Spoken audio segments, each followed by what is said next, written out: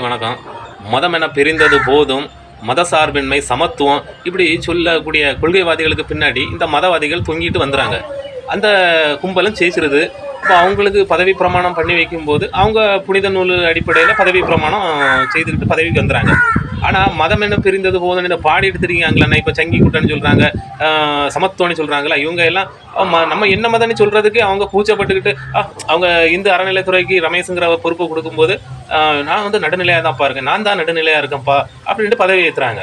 ஆனா, அவங்களுடைய கொள்கை, கோட்பாடுகள இன்னொரு கட்சி மூலமா வளர்க்குறாங்கல்ல. அப்ப நீ வந்து ஒரு ஒன்றிய அரசுன்னு சொல்லிட்டு திரியிற. இந்தியான்னு சொல்றதுக்கு உன்ன என்ன வெட்கம்? அப்படி ஒன்றிய அரசுன்னு சொல்ல வச்சுக்கிட்டு, நம்மளுடைய அடையாளத்த ஒழிக்கிறது தான் இந்த ஏதோ ஒரு விதத்துல உள்ளுக்குள்ள ஒரு மத அரசியல் நடந்துகிட்டு இருக்கு. அது டிஎம்கே மூலமாட்டோ, இல்லாட்டி டிவிகே மூலமாட்டோ, இல்லாட்டி காங்கிரஸ் மூலமோ நடந்துகிட்டு இருக்கு. உண்மைக்கும் தமிழக மக்களை, இந்திய மக்களை விழித்தெழுங்க.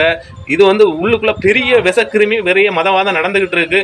நீங்க மதம் என்ன பிரிஞ்சது போதும், சமத்துவம் சமத்துவம்னுட்டு நீங்க இருக்கிறது வரதாங்க மக்களே சமத்துவம். அது நீங்க சனாதனன்னு சொன்னா உங்களுக்கு வெக்கமா இருக்கு, இந்து மதம்னு சொன்னா வெக்கமா இருக்கு, நமக்கே வெக்கமா இருக்கு. நீங்க உங்க ஐடென்டிட்டியை ஏன் மறைக்கிறீங்க? திருநர் கூடதை ஏன் மறைக்கிறீங்க? நீங்க தைரியமா செயல்படுங்க. நம்ம ஒரு இந்தியன், அதாவது இந்தியன்கிற வேறுபாடு கிடையாதுங்க. இந்து இருக்கிறது வந்து இந்தியா இருக்கும், இல்லாட்டி இது வந்து பாகிஸ்தானா மாறிடும். கண்டிப்பா உண்மைக்கும்